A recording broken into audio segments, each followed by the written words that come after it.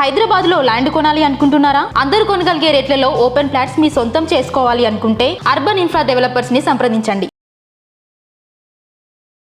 Welcome to legal capital. నేను మీ రమ్య. మనతో పాటు ఉన్నారు హైకోర్టు అడ్వకేట్ శ్వేత గారు. మేడం నమస్తే. నమస్తే. సుప్రీంకోర్టులో ఈ 2024లో కొన్ని మార్పులు చేర్పులు పరిస్థితుల్ని బట్టి మార్చారు కదా మ్యామ్, ఆ మార్పులు ఏంటి? 2024లో ఫస్ట్ అండ్ ఫార్మోస్ట్ థింగ్ ఏం చేశారు అంటే సుప్రీంకోర్టు న్యాయదేవత విగ్రహం ఏదైతుందో పూర్తిగా మార్పులు చేసేసి ప్రీవియస్గా ఇంతకుముందు గౌన్ వేసుకొని ఒక చేతిలో కత్తి పట్టుకొని ఒక చేతిలో బ్యాలెన్స్ తరాజు పట్టుకొని ఉండేవారు న్యాయదేవత. కళ్ళకు గంతలు ఉండేవి.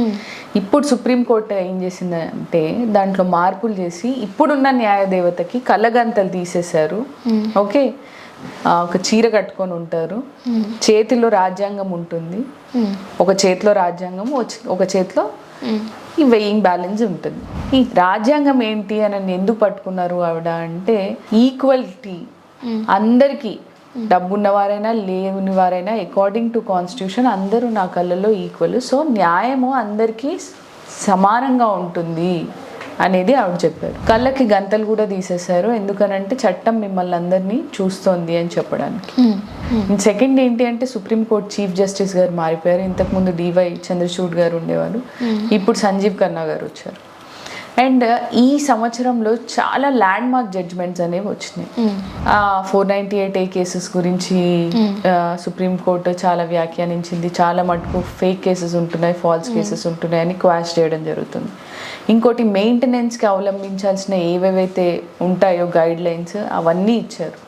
ఓకే, మీరు ఊరికే మెయింటెనెన్స్ అనేది అవాయిడ్ చేయకండి, చాలా పరిగణనలోకి తీసుకోవాలి అని చెప్పారు. ఇలా ల్యాండ్ మార్క్ జడ్జ్మెంట్స్ ఇవన్నీ. ఇంకోటి ఇంపార్టెంట్ ల్యాండ్ మార్క్ థింగ్ ఏంటి అని అంటే బిల్కిస్ బానో రేప్ కేసులో నిందితుల్ని క్షమాభిక్ష కింద గుజరాత్ గవర్నమెంట్ వదిలిపెట్టేశారు. ఆ కేసు సుప్రీంకోర్టు చాలా సీరియస్గా తీసుకొని దీని ట్రయల్ మహారాష్ట్రలో జరిగింది. వదిలేస్తే మహారాష్ట్ర గవర్నమెంట్ వాళ్ళు ఆ నిర్ణయం తీసుకోవాలి, కానీ గుజరాత్కి ఏ సంబంధం లేదు ఈ కేసుతో. అక్కడ జరిగింది ఇన్సిడెంట్ తప్ప ట్రయల్ జరిగింది అక్కడ కాదు, కాబట్టి ఆ నిందితుల్ని మళ్ళీ జైలుకి పంపించడం జరిగింది. ఇది ఒక ల్యాండ్ మార్క్ థింగ్. 2024లో సుప్రీంకోర్టు ఎలాంటి డ్రాస్టిక్ చేంజెస్ తీసుకున్నారో చాలా క్లుప్తంగా చెప్పారు. Thank you ma'am. Thank you.